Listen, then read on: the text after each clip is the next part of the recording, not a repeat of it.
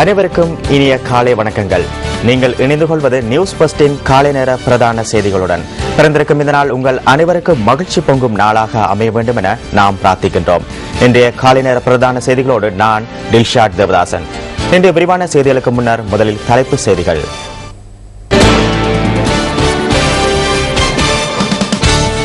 கொழும்பு கட்டுநாயக்க அதிவேக வீதியில் இலங்கை போக்குவரத்து சபையின் பஸ் சேவை இன்று ஆரம்பம். கடல் எல்லையை மீறியமையினால் 82 இலங்கை மீனவர்கள் வெளிநாடுகளில் கைது. தேசிய விஷம் தடுப்பு வாரம் இன்று ஆரம்பம். விரிவான செய்தி. கொழும்பு கட்டுநாயக்க அதிவேக வீதியில் இலங்கை போக்குவரத்து சபையின் பஸ் சேவை இன்று ஆரம்பிக்கப்படவுள்ளது. இன்று முதல் 13 சொகுசு பஸ்களை சேவையில் ஈடுபடுத்த உள்ளதாக இலங்கை போக்குவரத்து சபையின் உப தலைவர் LA விமலரத்ன தெரிவித்தார். அதிவேக வீதியில் நாளாந்தம் 26 பஸ் சேவைகள் முன்னெடுக்கப்படவுள்ளன. கொழும்பு மத்திய பஸ் தரிப்பிடம், கட்டுநாயக்க மற்றும் நீர்கொழும்பு ஆகிய பகுதிகளில் இருந்து பஸ் சேவைகளை ஆரம்பிக்க இலங்கை போக்குவரத்து சபை நடவடிக்கை எடுத்துள்ளது. இந்த பஸ்களில் கொழும்பிலிருந்து கட்டுநாயக்கு செல்வதற்கு 130 ரூபாய் கட்டணமும், கொழும்பிலிருந்து நீர்கொழும்புக்கு 150 ரூபாய் கட்டணமும் அறவிடப்பட்டுள்ளன. எதிர்காலத்தில் கொழும்பு மற்றும் ஜாயலுக்கு இடையிலும் பஸ் சேவை ஒன்று நடைமுறைப்படுத்த எண்ணியுள்ளதாக, கட்டணமாக 100 ரூபாய் அறவிட உள்ளதாகவும் இலங்கை போக்குவரத்து சபை குறிப்பிடுகின்றது. இதேவேளை கொழும்பு கட்டுநாயக்க அதிவேக வீதியில் தனியார் பஸ்களை சேவையில் ஈடுபடுத்துவது தொடர்பில் இதுவரை எவ்வித இறுதி தீர்மானமும் எடுக்கப்படவில்லை என தேசிய போக்குவரத்து ஆணைக்குழுவின் தலைவர் ரோஷான் குணவர்தன சுட்டிக்காட்டுகின்றார்.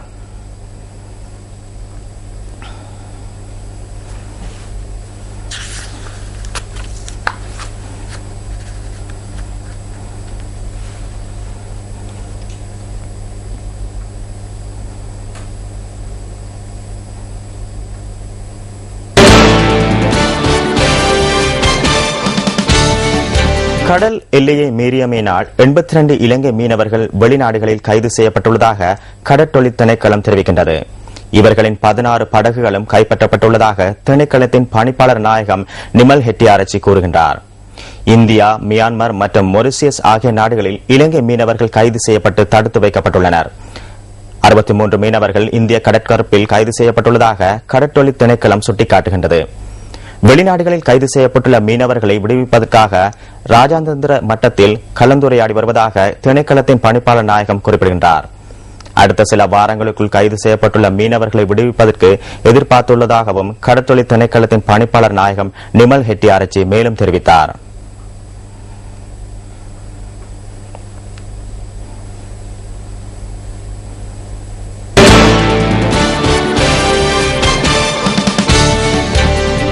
இலங்கையில் நடைபெறவுள்ள பொதுநலவாய அரசு தலைவர்கள் மாநாட்டுக்கு முன்னோடியாக ஆரம்பிக்கப்பட்டுள்ள வாகன தொடரணி மக்களின் அமோக வரவேற்புடன் 26 நாட்களாக பல நகரங்களை கடந்து ஹம்பாந்தோட்டையை சென்றடைந்துள்ளது. MTV, MBC ஊடக வலையமைப்பு, ஊடகத்துறை அமைச்சு மற்றும் தேசிய இளைஞர் சேவைகள் மன்றத்துடன் இணைந்து இந்த வாகன தொடரணியை ஏற்பாடு செய்துள்ளது. வாகன தொடரணியின் 27ஆம் நாள் பயணம் ஹம்பாந்தோட்டையில் இருந்து இன்று காலை ஆரம்பிக்கப்பட்டு எம்பிலிபிட்டியாவை சென்றடைய உள்ளது. இந்த வாகன தொடரணி தொடர்பிலான மேலதிக தகவல்களோடு இணைந்து கொள்கின்றார் அங்கிருக்கும் எமது அலுவலக செய்தியாளர் ராசதுரை ஜெயரூபன்.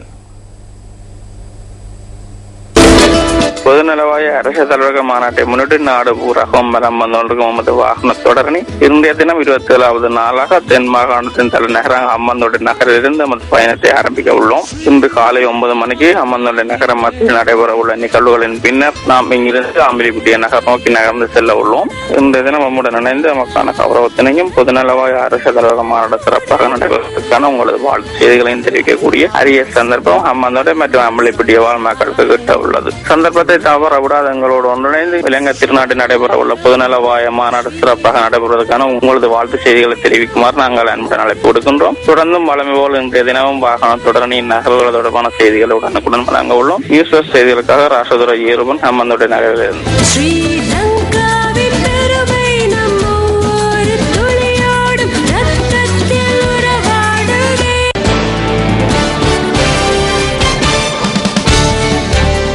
தேசிய விஷ தடுப்பு வாரம் இன்று ஆரம்பமாகின்றது.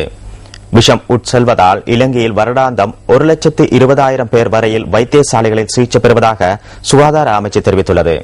இவர்களில் சுமார் 1500 பேர் உயிரிழக்கின்றமை தெரியவந்துள்ளது. இந்நிலையில் விஷமடைதல் தொடர்பில் பொதுமக்களை தெளிவுபடுத்துவதற்கான இன்று முதல் நவம்பர் மாதம் 3ஆம் தேதி வரை தேசிய விஷ தடுப்பு வாரம் முன்னெடுக்கப்படுகின்றது. கிருமி நாசிகளால் வருடாந்தம் அதிகப்படியாக 60,000 பேர் வரையில் வைத்தியசாலையில் அனுமதிக்கப்பட்டுள்ளதாக தேசிய நஞ்சியல் மற்றும் விஷ தரவுகள் நிலையத்தின் பணிப்பாளர் வைத்திய நிபுணர் வர்ணகுலதிலக தெரிவித்துள்ளார்.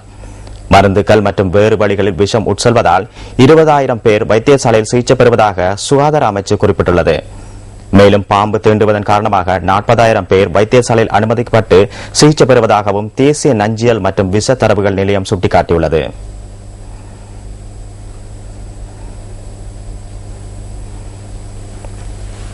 இலங்கை மத்திய வங்கி வெளியிட்ட நாணய மாற்று வீதங்களை சுமந்து வரும் பிஸ் ஃபர்ஸ்ட் தொகுப்பு அடுத்து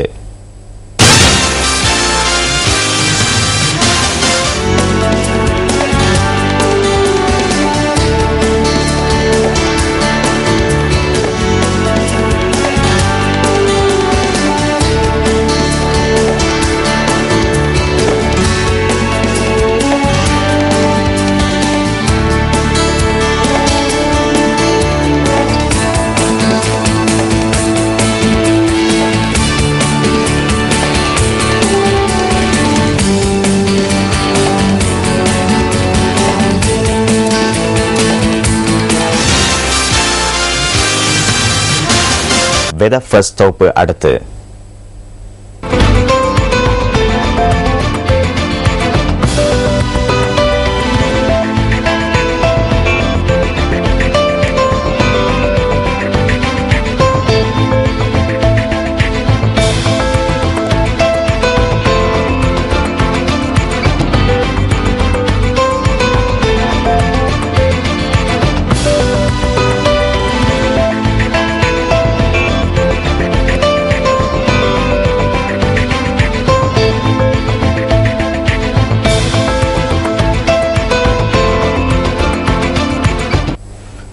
இலங்கையின் அழகிய பகுதிகளுக்கு உங்களை அழைத்து செல்லும் டிஸ்கவர் ஸ்ரீலங்கா தொகுப்பு அடுத்து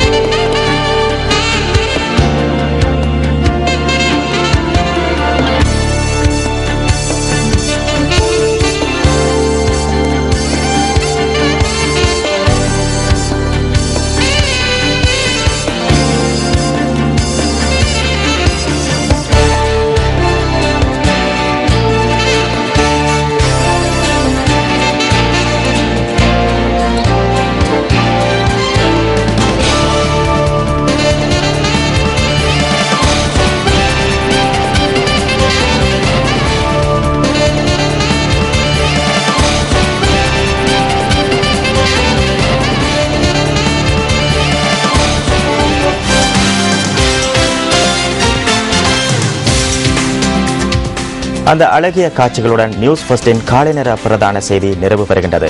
எமது மதிய நேர பிரதான செய்தியை பிற்பகல் 1 மணிக்கும் எமது மணித்தியால செய்தியை 10:25க்கும் எதிர்பாருங்கள்.